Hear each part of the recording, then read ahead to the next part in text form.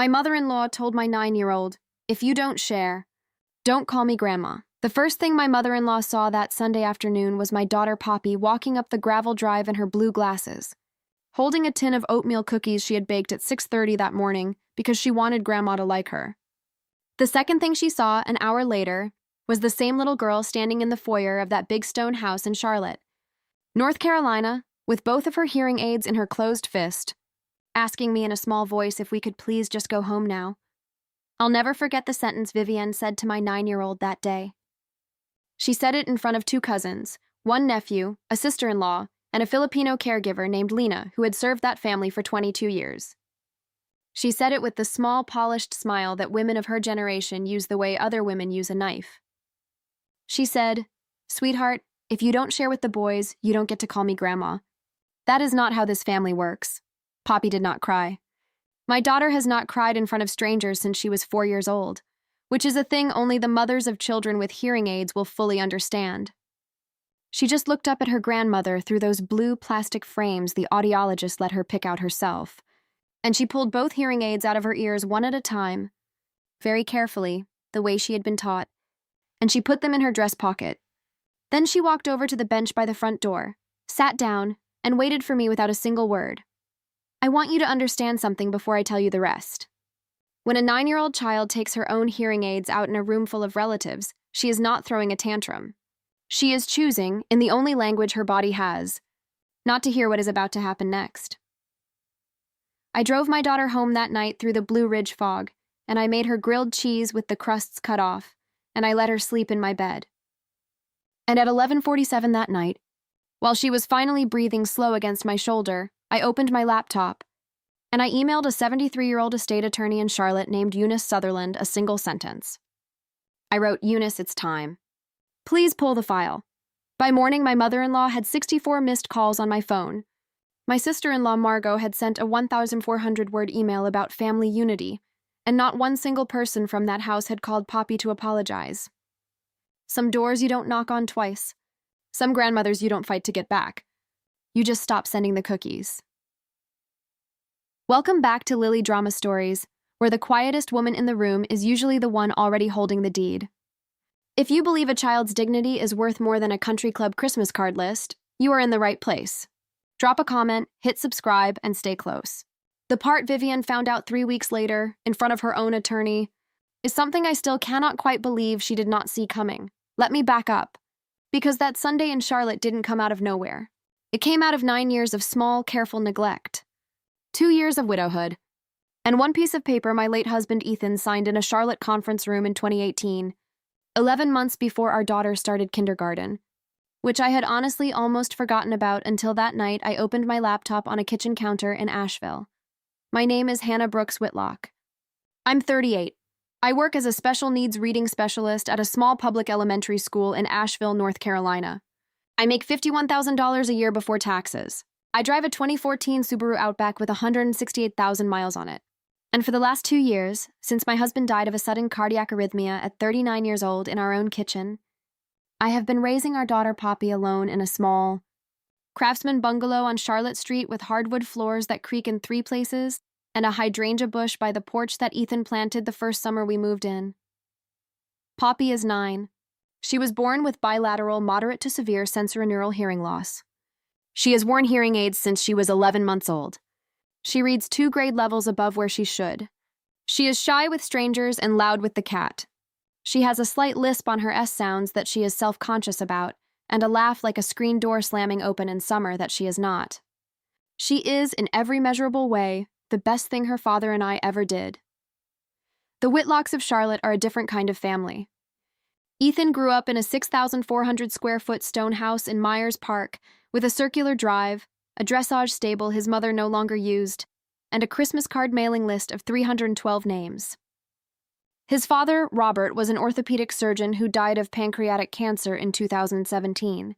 His mother, Vivienne, is the past president of the Charlotte Country Club Women's Auxiliary, the current chair of 3 separate charity boards, and a woman who at 67 still wears pearls to the grocery store and means it. His older sister Margot is 44, married to a commercial real estate developer named Brad Pierce. and the mother of 11-year-old twin boys named Carter and Hayes who have been told their entire lives that they are the future of the Whitlock name. I met Ethan in 2014 in a coffee shop in Asheville. He had driven up for a weekend to look at property, and he ordered a black coffee and asked me what I was reading. I told him it was a book about teaching phonemic awareness to deaf preschoolers. He sat down. He did not get up for 2 hours. We were married 14 months later in a small ceremony in his mother's garden, which Vivian organized down to the napkin folds and which she described audibly to her sister at the reception as the best we could do under the circumstances. I want to be fair to Vivian, because I think it matters. She was not cruel to me at first. She was something more particular than cruel. She was disappointed in a way that wore very expensive shoes. She had wanted Ethan to marry one of 3 specific Charlotte girls she had selected for him by the time he was 24, and instead her only son had brought home a 26-year-old reading specialist from the mountains who made less than her gardener and could not, in Vivian's words at our rehearsal dinner, hold a fork properly. She kissed me on both cheeks and called me darling and made sure, in the soft way Southern women of her generation do, that I understood every single weekend for 9 years that I was a temporary mistake she was waiting out. Then Poppy was born, and the temperature in that stone house dropped 15 degrees because a deaf grandchild was not on Vivian's planning calendar. I'm going to tell you something here that I have not told many people, because Americans my age understand it and the younger ones sometimes don't. When you have a child with a visible difference, hearing aids, a wheelchair, a feeding tube, a brace, a scar, there are 2 kinds of people in your in-laws' world. The kind who lean in, and the kind who edit. Vivian edited. Poppy was not in the family Christmas card the year she was born, because her hearing aids showed. She was not in the photograph above the mantelpiece, because Margot's twins were already in it and the composition was set. She was not invited to the country club Easter brunch the year she turned 3 because she was, and I am quoting Vivian directly, a lot for the wait staff. Ethan fought every single one of those slights. Quietly, the way he fought everything. He never raised his voice to his mother in his life. But in October of 2018, after the country club Easter conversation, he drove down to Charlotte alone, sat in a conference room on the 14th floor of a Tryon Street office building with a 65-year-old estate attorney named Eunice Sutherland, and signed a series of documents that I did not fully understand at the time, and that, to be honest, I had mostly forgotten about by the time he died 7 years later. I'm going to come back to those documents. I need you to remember the date, October 2018, and I need you to remember that my husband, who never raised his voice, was already 4 years ahead of his own mother. Comment the word edited if your child has ever been left out of a family photograph on purpose. I want to know how many of us there are. We are not a small group, and we deserve to see each other. Now. 2 years ago this April, Ethan came home from a Tuesday morning run, drank a glass of water at our kitchen sink, set the glass down, said, "Hannah, that's strange," and was gone before the paramedics finished pulling into our driveway. Sudden cardiac arrhythmia, undiagnosed, no warning, no second chance. He was 39, Poppy was 7. She was at school when it happened. I drove to her classroom myself, because I would not let a stranger tell my daughter. And I knelt down beside her tiny desk in front of her teacher and her aide and her best friend Maddie. And I told her in the careful, slow voice the audiologist had taught me to use when I needed her to lip read along with the sound. And she looked at me and she said, "Mommy, did Daddy's heart get tired?" And I said, "Yes, baby. Daddy's heart got tired." And she put both her small hands on my face and she said, "We have to be quiet for a minute now." We sat on the classroom floor and we were quiet for a minute. That is the moment I stopped being a wife and started being whatever I am now. The Whitlocks came to the funeral. Vivian wore a black silk dress that cost more than my car. Margot read a passage from Corinthians in a voice trained by elocution lessons. Brad clapped me on the shoulder twice and used the phrase, "tough break." The twins, Carter and Hayes, then 9 years old, did not speak to Poppy at the reception. They sat at a separate table and ate 3 slices of cake each while my daughter stood by the casket holding the small wooden box of her father's wedding ring and whispering to him about a science project she had wanted to show him. After the funeral, Vivian hugged me at the door of the funeral home. She held onto my elbow a beat longer than she needed to, and she said in a voice meant only for me, "Hannah, dear, we'll need to sit down soon and talk about the house." Ethan would have wanted things kept in the family. I was 36 years old. My husband had been dead for 4 days. I did not understand what she meant. I thought she meant the bungalow in Asheville. Our bungalow, the one with the creaking floor and the hydrangea bush. I thought she was offering in some bent Southern way to help. I said, "Of course." And she patted my hand and walked away, and I did not think about that conversation again for almost 2 years. I should have. Because 2 years is exactly how long it takes a 67-year-old woman with a 312-name Christmas card list and 3 charity boards to build a quiet, polite, deniable case for taking a 9-year-old girl's home away from her, and to almost succeed. The first sign was small. 6 months after the funeral, Vivian called me on a Thursday afternoon and asked very sweetly if I had given any thought to schools for Poppy. I said Poppy was happy at her school in Asheville. Vivian paused, the careful pause she uses before she is about to remove something from your plate. And she said, "Darling, I just wonder if a child like Poppy wouldn't do better at Cannon. Margot's boys thrive there. We have the legacy spot. I could speak to admissions on Monday. Cannon School is a private K-12 in Concord, North Carolina. It is 2 hours and 7 minutes from my front door. Tuition is $2,400 a year. They do not have a self-contained deaf and hard of hearing program." I told her gently that Poppy's audiologist and her IEP team were happy with her current placement. Vivian said, "I see." 2 words. The entire conversation cost me about 90 seconds. I forgot about it within a week. The second sign came at Thanksgiving the same year. We drove down to Charlotte. Margot's boys were given matching navy cashmere sweaters with their initials monogrammed on the breast. Poppy was given a $25 Barnes & Noble gift card and a card signed Love. Grandmother, which Vivian handed her at the front door with the exact same small smile a flight attendant uses to hand you a paper cup of water. Poppy thanked her. Poppy always thanks her. That is the part that is hardest to explain to people who did not grow up in the South. The third sign, and this is the one I should have heard the alarm in and didn't, came in February, a year after Ethan died. Vivian's longtime estate attorney, a man named Hollis Granger from a downtown Charlotte firm, called my cell phone on a Tuesday morning while I was in a parent-teacher conference. He left a voicemail. He said, "Mrs. Whitlock, this is Hollis Granger calling on behalf of Vivian Whitlock. We are doing some routine estate planning updates, and we would like to discuss the disposition of certain Whitlock family assets that may have, transferred to your household at the time of Ethan's passing. At your convenience. Thank you." I did not call him back for 3 days. When I did, I told him politely that anything related to Ethan's estate had been handled by my attorney at the time of probate, and I gave him Eunice Sutherland's name and number. There was a very long pause. Hollis Granger said, "Eunice Sutherland represents you." I said, "Eunice Sutherland represented Ethan. She represents his estate. And she represents Poppy." Another long pause. Hollis said, "I see. I'll be in touch." He never called back. I forgot about that conversation too. I should not have. Here's the thing I want every American watching this to hear, especially the women in their 50s, 60s, and 70s, who have been quietly carrying a family for decades. A wealthy family that means to take something from you does not announce it. They do not arrive with a lawsuit. They arrive with an Easter brunch invitation and a school recommendation and a $25 gift card and a polite phone call from a man named Hollis. They build a paper trail of, "We tried to help, but Hannah was difficult."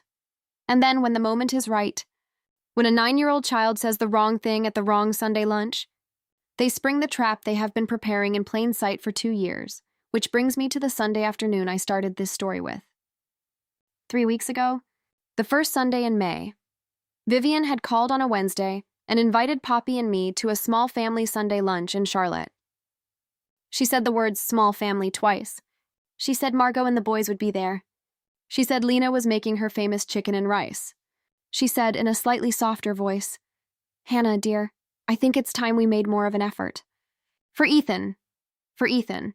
The 2 words that have been weaponized against me for 2 years." I said yes. I said yes because Poppy is 9 and she has 1 grandmother left, and because I genuinely believed, that Wednesday afternoon, that grief might have finally softened something in Vivian, that 9 years of marriage and a deaf grandchild and a son's funeral had not. I am 38 years old and I still get that one wrong sometimes. Hope is the most expensive thing in any woman's house. Poppy was so excited. That is the part I keep coming back to. She was so excited. She woke up at 5:45 on Sunday morning to bake oatmeal cookies because Vivian had once, at our wedding rehearsal dinner 9 years earlier, mentioned that her own mother used to make oatmeal cookies. Poppy remembered that. Poppy remembers everything anyone has ever said about loving anyone. She put the cookies in a Christmas tin we had saved from 2019, and she wrapped the tin in a piece of red ribbon she cut herself with kitchen scissors. And she put on the navy dress with the white collar that her father bought her at a store in Charleston 3 months before he died. And she sat in the back seat of the Subaru for the entire 2-hour 15-minute drive holding that tin on her lap like it was a small, living animal she was responsible for keeping warm. We pulled up to the stone house at 12:47. Margot's white Tahoe was already in the drive. Brad was not there, which I now understand was deliberate. Carter and Hayes came running out of the house with Nerf guns. They did not say hello to Poppy. They ran past her into the side yard. Poppy stood on the gravel with her tin and watched them go. Lunch itself was fine. That is what makes the rest of the afternoon so disorienting in retrospect. Lunch was fine. Lena's chicken and rice was perfect. Vivian asked Poppy 3 polite questions about school. Poppy answered each one in her clear, careful voice. Margot talked about a renovation she was doing on her kitchen in Eastover. The boys ate quickly and asked to be excused. Vivian said yes. Poppy asked to be excused. Vivian paused and said, "Sweetheart, why don't you go play with your cousins?" Poppy looked at me. I nodded. Poppy slid down from the chair, picked up the tin of oatmeal cookies she had not yet given to anyone, and went out to the side yard. 5 minutes later, I heard a sound from outside that every mother of a hearing aid-wearing child knows. It is the specific sharp electronic whine that hearing aids make when they get knocked, dropped, or pulled. I stood up. Vivian said, "Hannah, sit. Boys play rough. It's good for her." I did not sit. I walked through the kitchen, past Lena, who would not meet my eyes, and out the side door. In the side yard, Carter had Poppy's tin of oatmeal cookies. Hayes had her left hearing aid in his hand. He was holding it up in the air, out of her reach, the way 11-year-old boys have been holding things out of reach of younger children since the invention of older brothers. Poppy was standing very still. She was not crying. She was not reaching for it. She was just standing there with her right hand cupped over her right ear, the way she does when she only has one aid in and she is trying to hear out of the side that still works. I crossed the yard in maybe 4 steps. I took the hearing aid out of Hayes's hand. I did not raise my voice. I said, "Hayes, we do not touch other people's hearing aids. They cost $3,000 and they are medical devices. Please apologize to Poppy." Hayes looked over my shoulder. I turned around. Vivian was standing on the side porch with Margot behind her. Vivian said, in a voice that carried across the yard, "Hannah, the boys are just playing. Don't make a scene. That is when I made the mistake. I should have walked Poppy to the car right then. Instead, I said calmly, Vivian, this is not a scene. This is a $3,000 piece of medical equipment that a 9-year-old girl needs to hear. The boys are too old not to know that." Vivian's face did the thing I had watched it do for 9 years. It went very, very still. And then she walked down the porch steps in her pearls and her flat navy shoes, and she crossed the yard, and she stopped in front of Poppy, and she did not look at me at all. She looked down at my daughter and she said, in her warmest, smallest, most dangerous voice, "Sweetheart. Grandmothers in this family share. We share with our cousins. We share at our table. We share without making a fuss. If you don't share with the boys," and here she paused because she was a woman who understood timing, "you don't get to call me Grandma. That is not how this family works." The yard went silent. Margot on the porch made a small soft sound, half laugh, half nothing. Carter still had the cookie tin. Hayes still had his hand outstretched, even though I had taken the hearing aid back and put it carefully into my own palm. Lena had appeared at the side door with a dish towel in her hand and her eyes on the ground. Poppy looked up at her grandmother. She did not say anything. Then she did the thing I told you about at the beginning. She reached up and took her right hearing aid out of her ear. She held out her left hand for the one I was holding. I gave it to her. She put both hearing aids in the front pocket of her navy dress. She turned around and walked across the yard and into the house and through the foyer and sat down on the bench by the front door. And waited.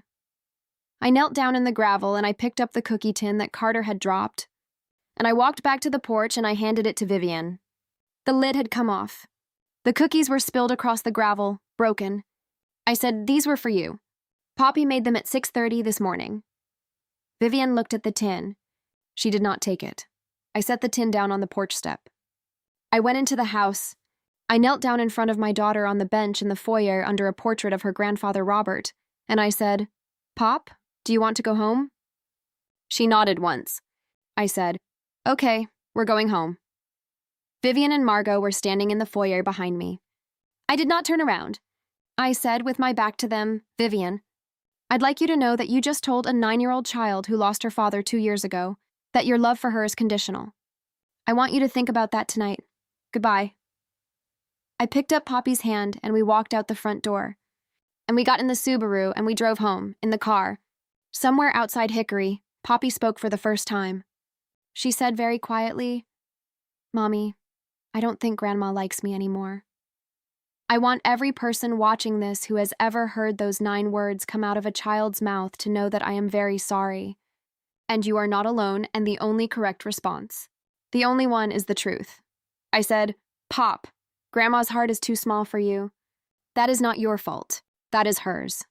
We do not change ourselves to fit inside small hearts.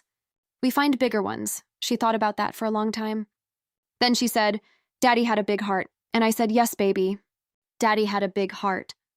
And she fell asleep against the window, and I drove the rest of the way home with both hands on the wheel and tears running quietly down my face.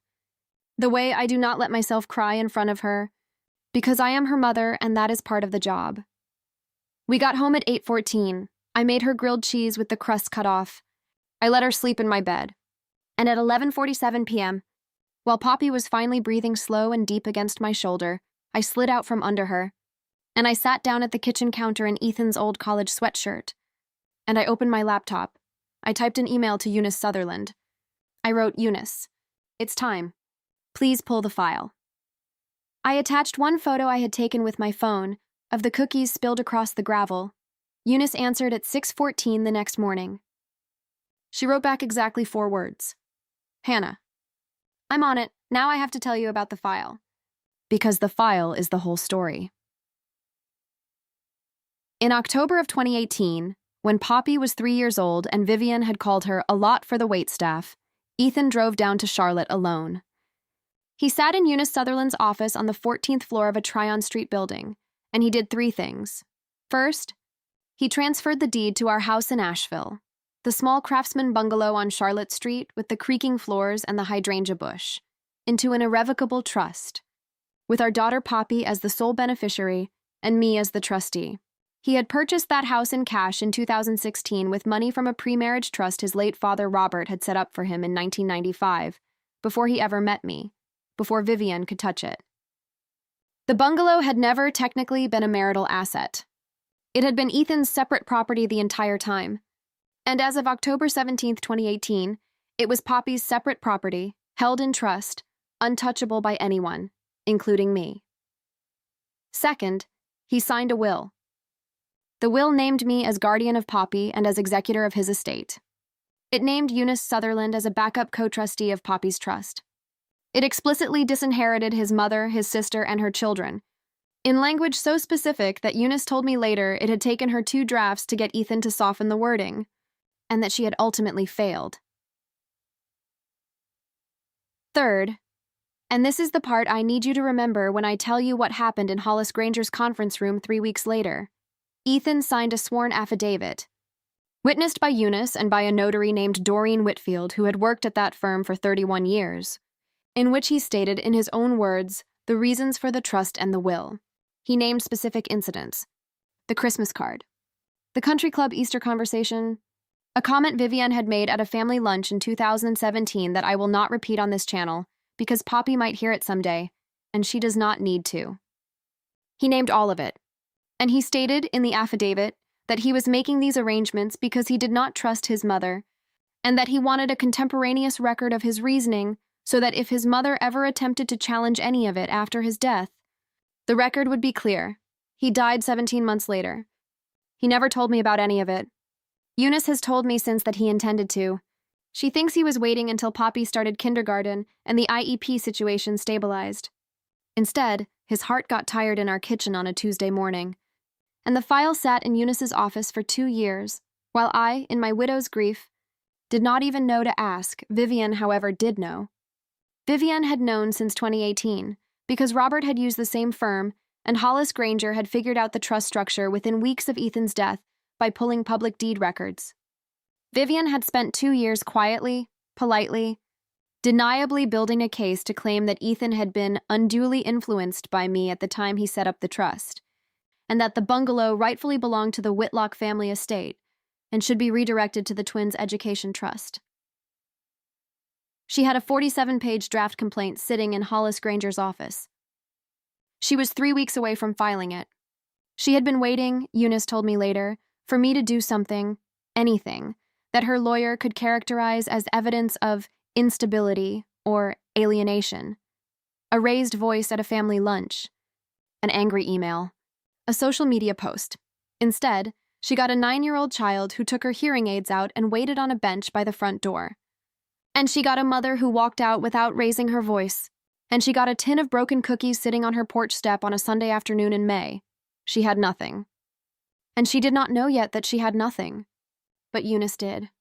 And Eunice had been waiting for 2 years, the way good 73-year-old estate attorneys wait, for the moment when her dead client's wife would finally pick up the phone. 3 weeks later, on a Tuesday morning in late May, Eunice Sutherland walked into a conference room on the 12th floor of the same Tryon Street building, 3 floors below where Hollis Granger sat at his desk, and she filed 2 things at the Mecklenburg County Register of Deeds. The first was a certified copy of the 2018 trust deed, time-stamped, witnessed, recorded, beyond challenge. The second was the 2018 sworn affidavit, in Ethan's own handwriting, naming every reason, every incident, every comment, every Christmas card. She emailed both to Hollis Granger at 10:14 a.m. At 10:31, Hollis Granger called Vivian. At 11:02, Vivian called my cell phone. I did not answer. At 11:04, Vivian called again. At 11:07 again. By 4 p.m., she had called 23 times. By midnight, she had called 64. By the next morning, Margot had sent her one 400-word email about family unity and a misunderstanding, and what Ethan would have wanted, which I forwarded to Eunice without reading past the second paragraph. Did not call any of them back. Eunice did. 3 days later, in a conference room at her firm, Eunice sat across a table from Hollis Granger and from Vivian. And Eunice did the thing 73-year-old female estate attorneys with white hair and reading glasses on a chain do best. She read the affidavit out loud. The whole thing, slowly, in front of Vivian, without looking up. When she finished, she closed the folder, took off her reading glasses, and said, "Vivian, your son knew you. He knew you in 2018. He left a record. I am required by my professional duty to inform you that any attempt to challenge the trust or to contact Hannah or Poppy regarding family assets will result in this affidavit being filed publicly and entered into the court record. Your son's words, in his own hand, naming you and your specific conduct. Your friends will read it. Your boards will read it. The Charlotte Country Club Bulletin will read it. Do you understand?" Vivian, I am told, did not speak for a full 90 seconds. Then she said, in a voice Eunice described to me as small in a way she had never heard before, "I would like to think about my options." Eunice said, "Take your time. The trust is final. The deed is recorded. There is nothing to think about. She has not called me since." None of them have. The 64 missed calls stopped at 7:42 a.m. the morning after Eunice's meeting and have not resumed. Margot sent one more email 2 weeks later with a single line. "Hannah, please consider the boys' relationship with their cousin." I forwarded that one to Eunice too. Eunice replied to Margot directly. I have never asked what she wrote, but Margot has not emailed since. I want to tell you what life looks like now, because I know that is the part that matters. Poppy went back to school the Tuesday after that Sunday, in a different navy dress, with both her hearing aids in her ears and her blue glasses on her nose. She did not ask about her grandmother for almost 2 weeks. When she finally did, in the car after a piano lesson, she said, "Mommy, are we going to see Grandma at Christmas?" I said, "I don't think so, Pop. Not this Christmas." She thought about that for a minute. Then she said, "Okay, can we make oatmeal cookies anyway?" "For us?" I said, "Yes, baby.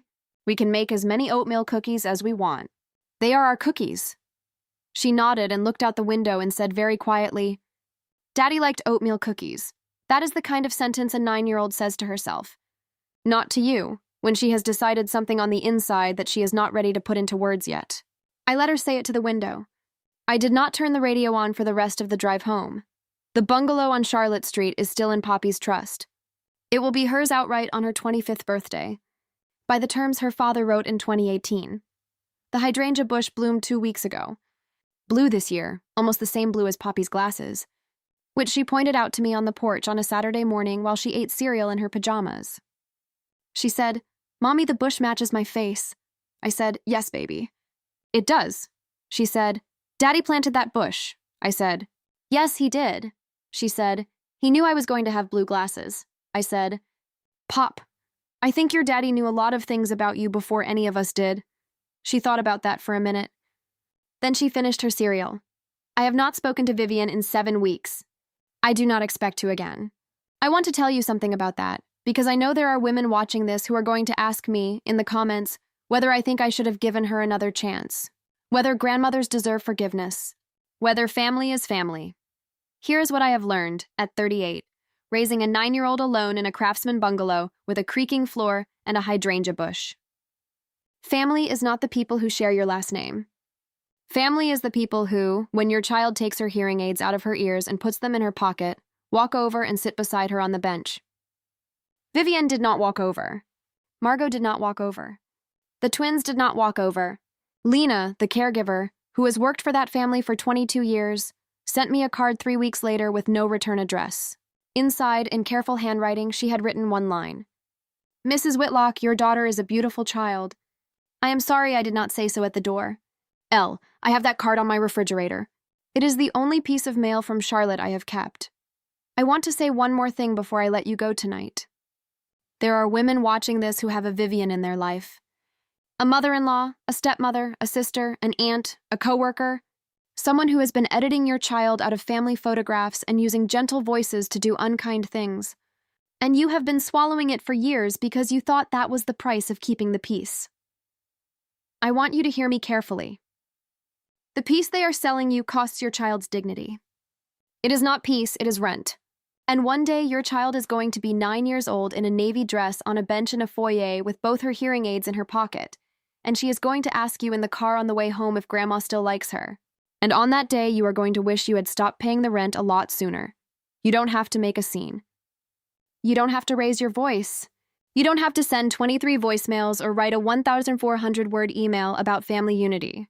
You just have to know what your child is worth and refuse to discount it. The quietest woman in the room is almost always the one already holding the deed. Sometimes the deed is a piece of paper signed in 2018 by a husband who saw it coming. Sometimes the deed is just the certainty in your own chest that your child gets to be loved unconditionally or not at all. Either way, you stop knocking. You walk out the front door. You drive home through the fog. You make the grilled cheese with the crust cut off. You let her sleep in your bed. And at 11:47 that night, you open your laptop and you write the email you should have written 2 years ago. If anyone has ever told your child that love comes with conditions, share with the cousins. Behave at the table, hide the hearing aid, smile for the photograph, comment the word bench, because I want to know how many of us were on that bench. I read every single one. Would you have done what I did? Would you have stayed for dessert? Would you have sent the cookies the next year anyway? Tell me in the comments. There is no wrong answer. We are figuring it out together. My name is Hannah Brooks Whitlock. My daughter Poppy is 9 years old. She wears blue glasses and 2 hearing aids, and she already owns the only house she will ever need. Some grandmothers have to earn the title. Mine never did. Thank you for spending this evening with me. Hit subscribe so the next one finds you. I will see you next Tuesday.